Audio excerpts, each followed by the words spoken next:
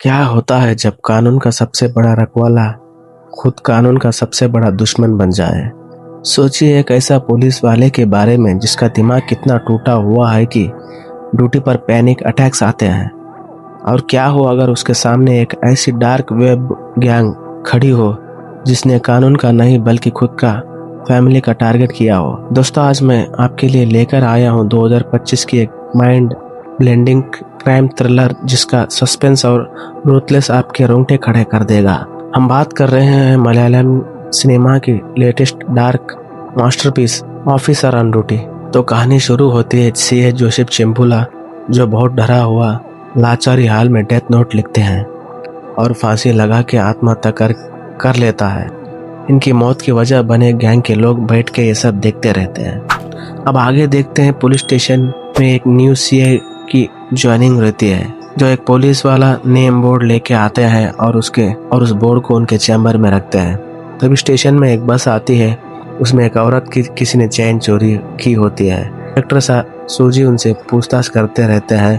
तभी सीआई हरिकृष्णा गुस्से मिसेज वाले, जो डीएसपी से डिमोट होके सीआई होके आज ड्यूटी ज्वाइनिंग करने आए हैं, आने के बाद अंदर जाने ही वाले रहते हैं। ये चैन चोरी वाले लेडीज को देख के पूछते हैं क्या केस है। औरत बताती है ये लोग पीछे से चैन चोरी कर ली है, पर ये औरत उंगली करके बोलती है मैंने चोरी नहीं की, चाहे तो तलाशी ले लो। हरी को गुस्सा आता है और वो गुस्से से उसको पकड़ के मारता है। उसके साथ वाली गुनाह कबूल कर लेती है, यानी चोरी उसने की मान लेती है। सीए हरी पुलिस वाले को गुस्सा करके अपने चैम्बर में चला जाता है और उसके बाद ही एक और नकली चेन का केस आता है। फाइनेंस में काम करने वाली बताती है ये आदमी नकली चेन लेकर आया है और ये आदमी बताता है कि वो कोई चोर नहीं है, एक बस कंडक्टर है, उसका नाम चंद्र बाबू, और बोलता है कि ये चैन उसकी बेटी के बर्थडे के लिए लिया था और नकली बना के असली छुपा के रखे हैं और मुझे नकली दिए हुए हैं। सीए हरी पूछता है कहाँ से लाया है और कितना वेट का है। कंडक्टर सब बता देता है। सीए सर उसकी डिटेल्स निकालने को बोलते हैं और चंद्रा बाबू को लेकर हॉस्पिटल आते हैं। उसके बेटी से पूछते हैं कि सब सच बताए, तो वो बताती है कि चैन चोरी होने की वजह से उसके पापा को डर के नकली चैन वो खुद बना के रखी थी। सीआई फिर से गुस्सा करके पूछने पे ये भी बताती है उसने एक लड़के से प्यार करती थी, उसने उसको धोखा दिया और फायदा उठा के ब्लैकमेल करके चैन चुरा ली। उतने ही देर में उसके माँ को ऑपरेशन थिएटर के लिए ले जा रहे होते, वो भी साथ चली जाती है। सीए हरी कंडक्टर को उसको साथ उसकी बेटी को लेकर स्टेशन आने को बोलकर निकल जाता है। बाहर आके चैन की फोटो खींचकर स्क्वाड ग्रुप में शेयर करके बोलता है ऐसी चेन्स की डिटेल्स निकालो और कितने हैं देखो, कहाँ से लिया, सब जगह ढूंढने को बोलता है। अब एंटोनी और प्रवीण दोनों हर जगह जांच करने के लिए एक ज्वेलरी के दुकान को और फाइनेंस के ऑफिस में जाके ढूंढते हैं, तो उनको कहीं भी कोई क्लू नहीं मिलता। पर उनको एक फाइनेंस ऑफिस में ऐसे ही 2 चेन और एक दूसरी चेन भी मिलती है। उन सभी चेन की डिटेल्स निकालते हैं। उसमें एक चेन सीए जोसेफ चेम्बुला, जो आपने स्टार्टिंग में देखा था सुसाइड कर लिया थे, उनकी होती है। और एक चेन की डिटेल्स निकालने के लिए दूसरी ज्वेलरी शॉप पे जाते हैं। अब इधर हरी जोसेफ के घर को आके उसकी बीवी को उसकी बेटी एंजल से पूछताछ करते हैं कि ये चेन किसकी और कहाँ से चोरी हुई थी। एंजल बताती है उसके पापा ने उसके बर्थडे पर दी थी, पर बाइक वालों ने छीन के चोरी कर ली थी। अब इधर एंटोनी और प्रवीण ज्वेलरी शॉप से दूसरी चेन की डिटेल्स निकालते हैं।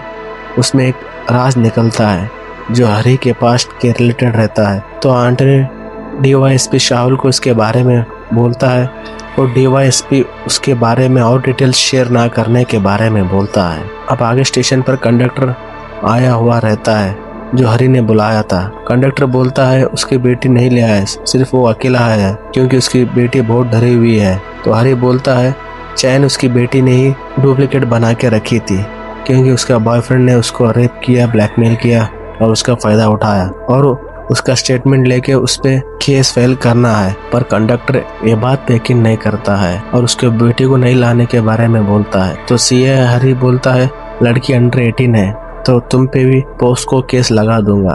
तभी हरी को डीवाईएसपी शाहुल का कॉल आने पे वो चला जाता है। इधर डीवाईएसपी से हरी बोलता है एक नकली चेन का केस जांच में पोक्सो का केस बन रहा है और एक चेन सीए जोसेफ की बेटी का है जो एक चेन की डिटेल्स आने भी बाकी है। पर शाहुल बोलता हैदराबाद में साइबर क्राइम ऑफिस में ट्रेनिंग के लिए जाना है, एसपी का ऑर्डर है, तो ये मेरी सजा है बोल के हरी जैसे ही बाहर आता है एंटोनी को इधर देख के फिर से अंदर जाकर शाहुल से बोलता है, मुझे हैदराबाद भेज के इस केस से दूर नहीं कर सकते, इस केस को मैं नहीं छोड़ने वाला, ये बोल के घर को निकल जाता है। घर आते ही स्टेशन से कॉल आता है, वो जल्दी से कार लेकर जाता है। पुलिस उसको अंदर जाने को मना करता है क्योंकि पब्लिक गुस्से में होती है, पर वो अंदर जाता है।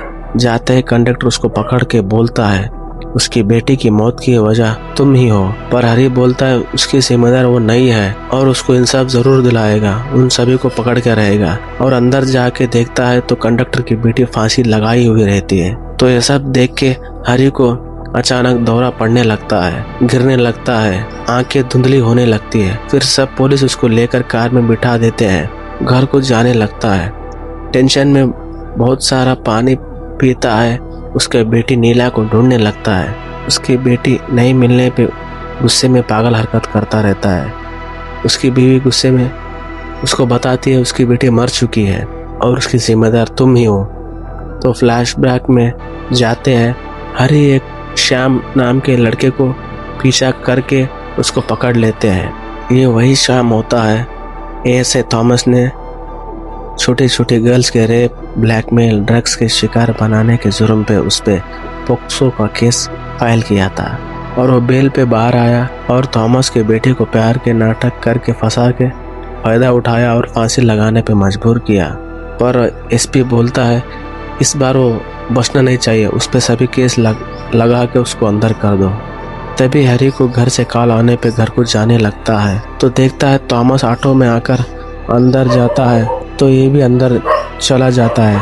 थॉमस शाम को पीटने लगता है, उसको पकड़ के रोक लेते हैं। शाम बोलता है उसकी बेटी का वीडियोस वायरल करने की धमकी देता है। पुलिस वाले हरी से लैपटॉप छुपाने के लिए लैपटॉप बंद कर रहा होता है, पर हरी ज़बरदस्ती लैपटॉप खोल के देखता है तो उसकी होश उड़ जाती है क्योंकि उसकी बेटी की वीडियोस रहती है।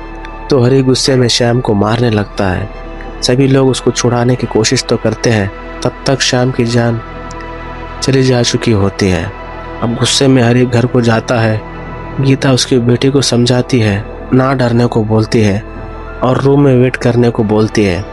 हरी गुस्से में आता है, गुस्से में उसकी बेटी को ढूंढने लगता है और ऊपर जाके डोर को जोर जोर से मारना लगता है। गीता उसको शांत होने को बोलती है, पर जैसे ही डोर को जोर जोर से मार के खोलता है तो उसकी बेटी सुसाइड कर ली होती है। यही उसका पास्ट होता है। ये मौत की जिम्मेदारी अपने आप को मानता है। अब रियलिटी में आते हैं। न्यूज़ में कंडक्टर बताता है उसकी बेटी की मौत की वजह हरी ही है, वो उसकी बेटी के इंसाफ के लिए लड़ेगा। हॉस्पिटल में हरी के डॉक्टर बोलती है हरी ठीक है, उसको सिर्फ उसकी बेटी के सुसाइड की वजह से थोड़ी सी याददाश्त कमजोर हुई है। फिर से सेम लड़की की सुसाइड देखकर उसको पास्ट याद आने से ऐसा हुआ था। अब वो नॉर्मल है। नकली चेन के पीछे इतने सारे सुसाइड देखते हुए उसको लगने लगा कि उसकी बेटी भी उसकी शिकार हुई है, तो इसलिए वो इमोशनली अटैच हुआ है इस केस से। और सिर्फ पुलिस वाला नहीं बल्कि एक लड़की का बाप भी है। बोलती है उसकी बीवी उससे डिवोर्स मांगती है क्योंकि उसके इस ट्रॉमा से, उसकी इस हरकत से उसकी दूसरी बेटी डरने से उसकी लाइफ खराब हो जाएगी। उसके बाद थॉमस बेल पे बाहर आया हुआ रहता है तो उसको मिलने के लिए उसके घर को हरी जाता है क्योंकि थॉमस श्याम के लॉकअप डेथ को अपने ऊपर लेकर जेल गया हुआ रहता है। थॉमस बताता है अगर उस दिन वो नहीं मारता है तो वो खुद उसको मार देता था क्योंकि उसके पास खोने के लिए कुछ बचा ही नहीं है। अगले दिन थॉमस के घर को शाम के दोस्त सभी गैंग वाले उनकी बेटी के फ्रेंड्स बता के मिलने आते हैं। थॉमस इनके बातों से शक होने लगता है तो उनको सवालों पे सवाल पूछता है। तभी वो लोग बताते हैं हम सब श्याम के दोस्त हैं जिसने तुमने मारा था। हम सब तुम्हारे बाहर आने का इंतजार कर रहे थे और हम सब मिलके ही तुम्हारे बेटी का वीडियो बनाया था। तो उसको वीडियो बताते हैं। तभी अचानक थॉमस के मुंह से खून आने लगता है क्योंकि उसके जूस में एक ने जहर मिला दिया था। जैसे जमीन पे गिर रहा होता है थॉमस की बीवी के मुंह से भी खून आने लगता है और वो उसकी बीवी बताती है उसमें उसकी कोई गलती नहीं है, शाम को हरी सर ने ही मारा था। ये बात सुन के सत्या उसके फ़ोन से हरी की फ़ोटो लेके चले जाते हैं। अगले दिन पुलिस आती है, इन्वेस्टिगेशन कर रहे होते हैं। हरी भी सब चीज़ों को एक एक करके छानबीन करता है। छत पे भी जाके देखता है, उसको सब समझ आ जाता है। पर इधर शाहुल एसपी को रिपोर्ट करता रहता है कि ये सुसाइड है, क्योंकि कोई हाथापाई नहीं है और जख्म का निशान भी नहीं है।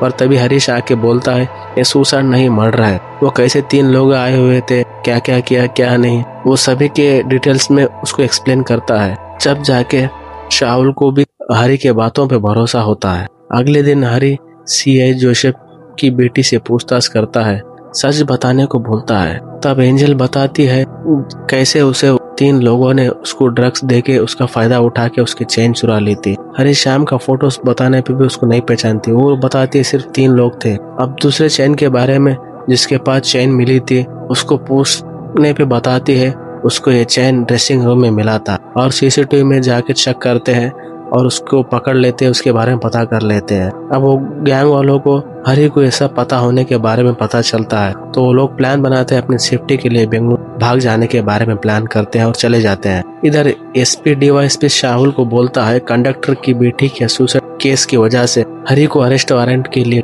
डीजीपी ऑफिस से प्रेशर आ रहा है। हरी को बुला के थॉमस केस की स्टेटस क्या है पूछने पे हरी बताता है कि थॉमस का केस सुसाइड वाला नहीं है, मर्डर और रिवेंज का है, क्योंकि श्याम के दोस्तों ने ही मारा है। और एंजल से मुलाकात से ये भी पता चला है कि उसका रेप करने वाले 3 लोग थे और वो 3 लोग का वीडियो श्याम के लैपटॉप से मिला था। गैंग की एक लड़की के बारे में पता चला है, वो गैंग बेंगलुरु का ही है, उनको पकड़ने के लिए बेंगलुरु जाना है ये बोलता है। तो उसके बाद एसपी बोलता है जो करना है करो, पर हरी का अरेस्ट सिर्फ 8 दिन ही रुकवा सकता हूँ बोलता है। अब हरी, एंटोनी, प्रवीण और एक लेडी पुलिस मिलके बेंगलुरु को निकलते हैं। इधर एक गैंग वाले फिर से वही काम कर रहे होते हैं, मासूम लड़कियों को ड्रग्स देना, उनको टारगेट करना, बार में ड्रिंक्स, उनको यूज करना, उनके वीडियोस बनाना। पुलिस की टीम उनको हर जगह सर्च करते रहते हैं। अब हरी सीए जोसेफ की सुसाइड की फाइल लेके उनके फोटोज देखकर वही जगह पे जाके उनके सुसाइड को इमेजिन करके हर वो मोमेंट को स्टडी करता है और समझता है। फिर वो लड़की एक पब में रहने के बारे में पता चलता है, तो उसको पकड़ने के लिए निकलते हैं। लड़की पुलिस को मार के भाग जाती है। इधर हरी और पुलिस वाला कार पार्किंग में उसके कार को ट्रैकिंग वाच डाल के उसका इंतज़ार कर रहे होते हैं। वो आती है, कार लेके भागने लगती है और भाग जाती है। हरी और उसके सब उसके पीछा करते हैं। लड़की सत्या के कॉल करके बताती है कि वो पकड़ी गई है, पुलिस उसका पीछा कर रहे हैं। सत्या उसको अपने अड्डे को आने को बोलता है। तभी कार रिवर्स लेते समय लॉरी ठोकने की वजह से वो ऑन स्पॉट मर जाती है। अब उसकी बॉडी को पोस्टमार्टम में रखते हैं और हरी बोलता है इसको कोई देखने आता है, आने पे मुझे कॉल करो बोल के निकल जाता है। जैसे ही वो जाता है वो गैंग के लोग डॉक्टर को पकड़ लेते हैं। डॉक्टर कॉल करती है तो हरी अंदर भाग के अंदर आता है। आके देखता है तो डॉक्टर गाल रहती है। चारों दोस्तों के बीच हरी के साथ बहुत बड़ा भयानक फाइट होती है। एंटोनी भी उसको बचाने के लिए आता है, वो भी सीरियस इंजर्ड होता है और डॉक्टर अलार्म बजाने पे वो डॉक्टर का सहारा लेकर वहाँ से भाग जाते हैं। अगले दिन हॉस्पिटल में डॉक्टर हरी से बोलती है कि वो गैंग के 2 लड़कियों को पहचानती है। वो ड्रग्स की लत छुड़वाने के लिए ही हॉस्पिटल आए थे और उन पर ड्रग्स सप्लाई केस में पकड़ लिया गया था। अब लड़की की केस डिटेल्स निकालते हैं तो एक का नाम एना और सेरन होता है। इन दोनों को श्याम के साथ एक बस में ड्रग ले जाने पे तीनों का जोसेफ ने अरेस्ट किया था। वही श्याम जो पुलिस कस्टडी में मौत हुई थी। अब वो केस के सिलसिले में सीए जोसेफ के साथ वाले ड्राइवर से पूछताछ करने पे ड्राइवर उस रात को हुई पूरी घटना को एक्सप्लेन करता है। जो उस कंडक्टर का कॉल आने पे दोनों बस के अंदर जाके तीनों को पकड़ के उनके बैग्स में ड्रग्स मिलने पे उनको अरेस्ट करके ले जाने समय जैसे सीए जोसेफ ने उन लड़कियों पर गलत नज़र डाला था और बीच रास्ते में कार को साइड डाल के उन दोनों को रेप किया था। शाम देखता रहा, चिल्लाता रहा, चीखता रहा। ये सब सुन के कंफर्म करने के लिए एसपी ऑफिस आके कंडक्टर को बुला के पूछताछ करते हैं। ये सब उनको पहचान लेता है और उस दिन घटी हुई सभी घटना को एक्सप्लेन करता है। तो जब शाहुल बोलता है ये तीनों ने ही उनके बेटे के बदले के लिए किया था। उनकी सुसाइड की वजह 3 लोग हैं, पर कंडक्टर इस बात को मानता नहीं है। इसकी मौत की जिम्मेदार हरी को ही मानता है और उसकी लड़ाई जारी रखने को बोलता है। अब बाहर हरी को कुछ डाउट आने पे गीता को पूछताछ करने के लिए जाते हैं। शाहुल तीनों की फोटोज बताने पे गीता उस दिन बस में तीनों लोग ड्रग्स ले रहे होते हैं। उसको रोकने पे उसको मारते हैं और कंडक्टर को बुलाने पे कंडक्टर को भी मारते हैं। कंडक्टर पुलिस को बुला के उनको अरेस्ट करवाता है। ये सब सुन के हरी को सब समझ में आता है। उसकी बेटी भी इनकी रिवेंज की शिकार हुई थी। ये इतने दिन अपने आप को जिम्मेदार मान रहा था। ये बात गीता से छुपाने को बोलता है। प्रवीण कॉल करके बताता है उस गैंग का एक नंबर एक्टिवेट हुआ था, वो भी केरला में। अब वो नंबर स्विच ऑफ है। तो हरी उसको जल्दी से कंडक्टर के घर को जाने को बोलता है और उस पर नज़र रखने को बोलता है। ये भी वहीं निकलता है, पर कंडक्टर घर पे नहीं रहता है, ड्यूटी पे चला गया हुआ रहता है। अब कंडक्टर ड्यूटी पे जा रहा होता है, तभी सत्या और उसके दोस्त अचानक उस पर हमला करके चाकू मार के भाग जाते हैं। अब हरी जल्दी से घर को जाके उसकी बीवी और बेटी को ढूंढता है, पर वो उनके पापा के घर गए हुए। अब एक गैंग के लोग उसके पापा के घर पे भी जाते हैं और उसकी बेटी और बीवी को पकड़ लेते हैं। हरी को वीडियो कॉल करके बताते हैं, जल्दी आने को बोलते हैं। अब शाहुल कॉल करने पे हरी बोलता है वो इस जॉब के लायक नहीं है, एसपी को रिपोर्ट करने को बोलता है। अब गीता को गैंग के लोग बताते हैं कैसे उन्होंने उसकी बेटी को रेप किया था और उसको वीडियो बनाया था। गीता का पापा उन पे शराब की बोतल फेंक कर आग लगा देता है और जल्दी से गन लेकर उन पर गोली चलाता है। गीता को अपनी बेटी को लेकर भाग जाने को बोलता है। जैसा ही गीता कार लेकर भाग जाती है, सत्या बुड्ढे के ऊपर हमला करता है और चाकू से मार देता है। और आगे गीता कार लेकर जा रही होते उसका कार रोक लेते हैं और उसकी बेटी भाग जाती है। सत्या गीता को पकड़ के मारने लगता है, पीटता है और उसके बाद चाकू मार के उसकी बेटी को ढूंढने भाग जाता है। तभी हरी कार लेकर आता है, उसकी बीवी को देखता है और उसकी बीवी बोलती है उसकी बेटी को बचाने के लिए बोलती है। उसकी बेटी एक घर में छुप जाती है, उस पर हमला करने ही वाले रहते हैं। तभी हरी आके बचा लेता है, सभी को मारने लगता है। चारों के बीच बहुत बड़ी भयानक फाइट होती है। एक एक करके सबको मारता है, सबको मार मार के बेहोश करता है। उसके बाद सत्या को गला दबा के मारने ही वाला रहता है। शाहुल और पुलिस की टीम आके उनको बचा लेती है और चारों को गिरफ्तार कर लेती है। उसकी बेटी आके उसको गले लग के रोती है। कुछ महीनों के बाद देखते हैं उसकी बेटी का बर्थडे सेलिब्रेशन रहता है। तभी शाहुल मिलने आया हुआ रहता है। शाहुल हरी से बोलता है, कल की न्यूज़ के बारे में पूछता है, जो 4 लोग कोर्ट से रिहा हुए हैं। तभी टीवी में ये न्यूज़ आती है कि थॉमस के मर्डर के केस के अपराधी क्रिस्टी, सत्या, लेन और सिरिन कल ही जेल से बाहर आए हैं और आज ही उनकी बॉडी मिली है।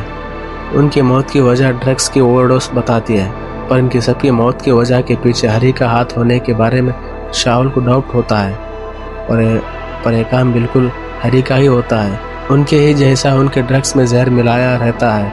वो ड्रग्स लेने से उनकी वही मौत हो जाती है और उनका सबका खात्मा हो जाता है और यहीं पे एक बाप की जीत और पुलिस वाले की जस्टिस मिल जाती है। प्लीज़ सब्सक्राइब करें और लाइक करें। सभी दोस्तों से ज़रूर शेयर करें ऐसे मूवीज़ के लिए।